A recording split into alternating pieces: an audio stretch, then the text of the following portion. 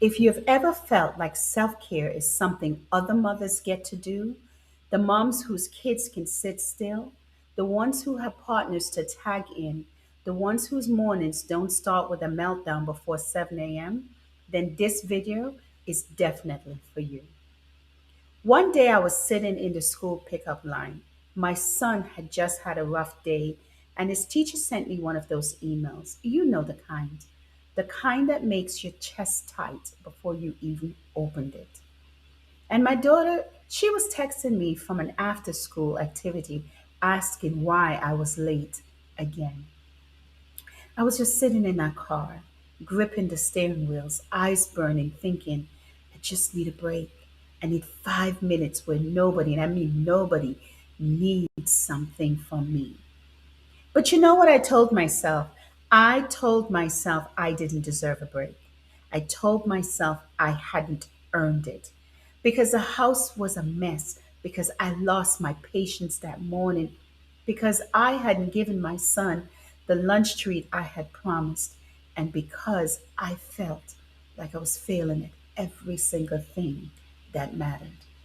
And in that moment, exhausted, guilt heavy, and running on diet soda and cortisol, I believed every lie I had ever told myself about what it means to take care of me.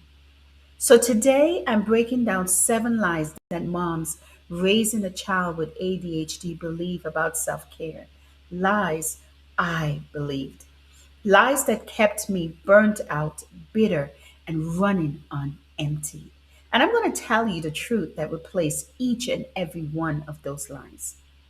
Because here's what nobody told me: the lies we believe about self care aren't just wrong, they're absolutely dangerous.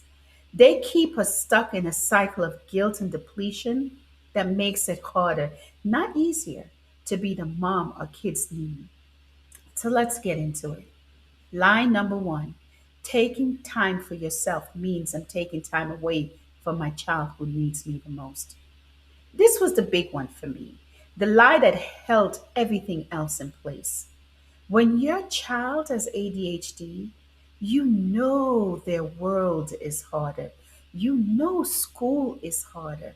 Friendships are harder. Sitting still is harder. Regulating emotions is harder. And because you know all of that, you feel like you need to be available every single second. It's like stepping away, even for 20 minutes, means you're abandoning your child in a world that doesn't understand them. I used to think that being a good mom to my son meant being his constant buffer, his translator, and his safety net 24 hours a day, 7 days a week with no breaks. But here's what that actually looked like in real life. I was snapping at my daughter because I had nothing left. I was crying in the shower at night. I was so emotionally tapped out that when my son actually needed me to be calm and regulated during a meltdown, I just couldn't do it. I was matching his energy instead of anchoring it. And the truth is this: you can't regulate a dysregulated child with a dysregulated nervous system. You just can't do it. And when you skip your own care, you're not being selfless. You're depleting the one resource your child depends on, and that's you. Taking 20 minutes to go for a walk, to sit in silence, to breathe, that's not stealing from your child. That's refilling the well they drink from every single day. If this is hitting home for you right now, go ahead and hit that subscribe button. I make videos like this every week for moms who are walking this exact journey. Line number two: self care is a luxury.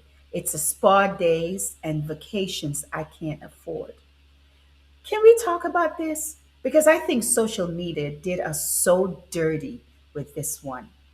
Every time I heard self care, I pictured some woman in a white robe at a resort sipping cucumber water with her eyes closed. And I thought, that's not my life. My life is IEP meetings and medication refills and arguing with insurance companies and trying to figure out why my son threw his backpack across the room. So I dismissed the whole concept.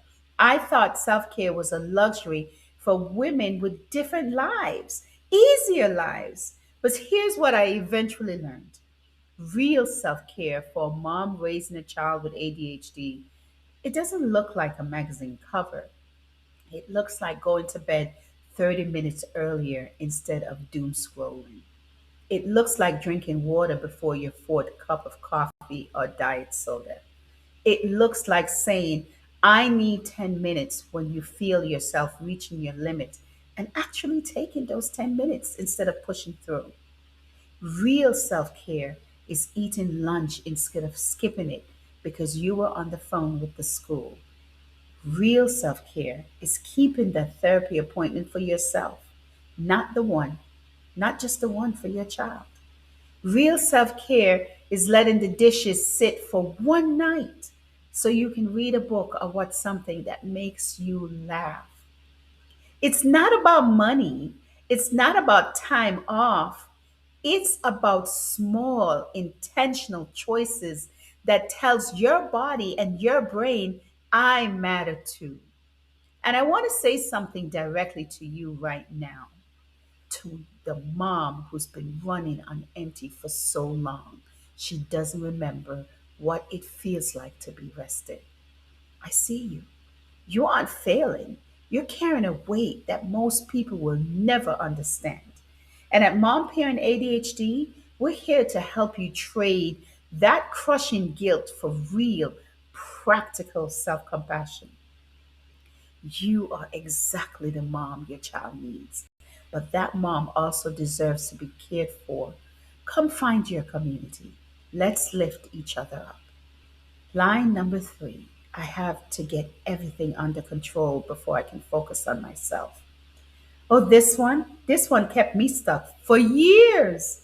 I told myself once my son's behavior stabilizes, I'll take care of myself. Once we find the right medication, I'll start exercising. Once school gets easier, I'll finally rest. But the thing about raising a child with ADHD, there is no finish line. There is no moment where everything is perfectly handled and you can finally exhale. If you're waiting for calm to arrive, you before you take care of yourself, you will wait forever and you will break in the meantime. I know this because I broke. I hit a wall where I was so exhausted, so resentful, so numb that I looked at my beautiful kids and I felt nothing. And that terrified me. That wasn't who I wanted to be. That was burnt out talking. That was what happened when you put yourself dead last. The chaos is not going away. ADHD is not something your child will outgrow by next Tuesday. This is a long, hard road, and you cannot walk a long, hard road without stopping to rest. You don't take care of yourself after the storm passes. You take care of yourself so that you can survive the storm and the next one and the one after that. So if you're waiting for permission to rest, here it is. I'm giving it to you right now. If that resonated with you, please tap that like button. It helps other moms who need to hear this message find this video. And line number four: a good mom puts everyone else first, always. This lie is so deeply woven into how we're raised as women and as mothers that most of us don't even recognize it as a lie. It just feels like truth. It feels like the baseline requirement of motherhood. But I want you to think about something. When you are running on no sleep, no breaks, and no support, what version of yourself shows up for your kids? I'll tell you the version that showed up for mine. The version who snapped at my daughter for leaving her shoes out because I was already overstimulated from my son's morning meltdown. The version who couldn't sit through homework help without losing my patience. The version who went to bed every single night cataloging all the ways I fell short. Putting everyone else first didn't make me a better mom. It made me a depleted, resentful, guilt ridden one. And my kids could feel it. Children, especially children with ADHD who are already emotionally sensitive, they absorb our energy. When we're running on fumes, they feel that tension, that edge, that heaviness. The truth is this: when you take care of yourself, you're not putting yourself before your kids. You're putting yourself in a position to actually show up for them. There's a massive difference. You know what my son noticed when I started taking even small pockets of time for myself? He said, Mom, you're not as grumpy anymore. That 9-year old little boy noticed. Kids notice. Line number 5: if I rest, everything will fall apart. This lie is rooted in something real.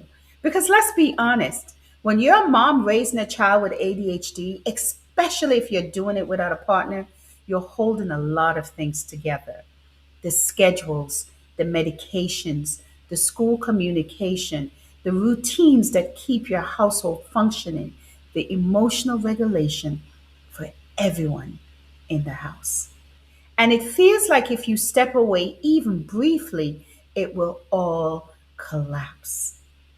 I used to have this image in my head like I was holding up a ceiling with my bare hands.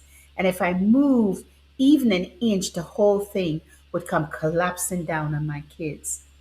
And then I discovered the ceiling didn't fall when I started taking small breaks. When I asked my sister to take my kids for 2 hours on a Saturday. When I let the after school routine be a little messy so I could decompress for 15 minutes before jumping into homework. The world kept turning. It wasn't perfect, but it was still standing. And here's the part that surprised even me.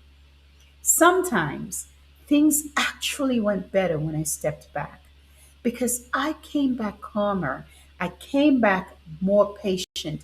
I came back with a clearer head to handle whatever was waiting for me. You are not the only thing standing between your family and chaos. And even if it feels that way, running yourself into the ground doesn't prevent chaos, it guarantees it. A burnt out mom is not a more effective mom. She's just a more exhausted one. And if you're finding value in this conversation, please subscribe to this channel for more videos that validate your feelings without judgment. You deserve a space where someone gets it. And that brings us to line number 6: self care has to be consistent or it doesn't count. This lie is sneaky because it hijacks something we hear all the time in the ADHD world. Be consistent. Routine is everything. Stick to the plan. And yes, consistency matters for our kids, but when we apply that same pressure to our own self care, it always backfires. Here's what used to happen to me. I decided I was going to start walking every morning. Day one was fantastic, and day two was fine too. But day three, my son had a rough night. Barely slept. I was up with him until 2 a.m. There was no walk. Day four, I was too tired and too behind on everything. By day five, I'd already decided I failed, so I quit entirely. Sounds familiar? This all or nothing thinking, this idea that if you can't do it perfectly and consistently, you shouldn't bother, it's a trap. And it keeps moms like us who are raising a child with ADHD from ever getting the care we need. Here's the truth: self care doesn't have to be consistent to count.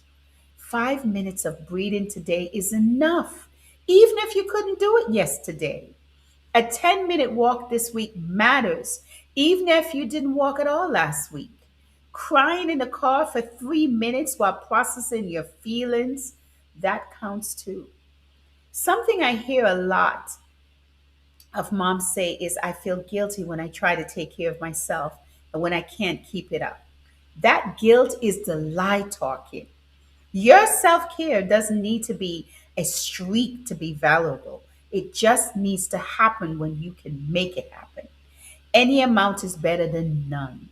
Progress, not perfection. We say that about our kids all the time. It's time we say it about ourselves. And line number 7, asking for help means I'm not strong enough to handle this. I saved this one for last because honestly, it's the one that kept me isolated the longest. For years, I wore exhaustion like a badge of honor. I told myself that being a good mom meant handling it all alone. I didn't ask for help. I didn't tell anyone how hard it really was. I smiled at school pickup. I said, "We're fine," when people asked. And behind closed door, I was drowning. I thought asking for help meant admitting I couldn't do this, that I wasn't cut out for this, that I was weak. And in my worst moments, I thought it meant I was a bad mom. But asking for help is not a sign of weakness, it's a form of self care, maybe the most important form. Calling your child's therapist when you need guidance, that's self care. Telling a friend I'm having a really hard week, that's self care. Joining a community of moms who understand what you're going through so you don't feel so alone, that's self care. Finding a support group, reading a book about ADHD parenting, even watching this video right now, you are doing something for yourself. You are seeking understanding. That takes courage. I didn't realize how alone I was until I found other moms who got it. I thought everyone else had it figured out, and I was the only one barely surviving. Mom, you are not the only one. You were never the only one. The isolation is the lie. The truth is that the strongest thing you can do is let someone in. So let me ask you something. Which of these lies have you been believing? Maybe it's one, maybe it's all seven. Maybe you're sitting in your car right now or watching this after your kids finally fell asleep. And something in this video make your eyes sting because you've been carrying these lies for a long time. I want you to know I carried them too for years, and letting them go didn't happen overnight. It happened slowly, imperfectly, one small brave choice at a time. You don't have to overhaul your entire life tomorrow. You just have to make one small choice today that says, I matter too. One glass of water, one 5-minute break, one honest conversation with someone who gets it, one moment where you stop punishing yourself for not being perfect and start giving yourself the same compassion you pour into your child every single day. If this video spoke to you, please share it with another mom who needs to hear this. And drop a comment below. Tell me which lie hit the hardest. I read every single comment and will respond. So give yourself grace today.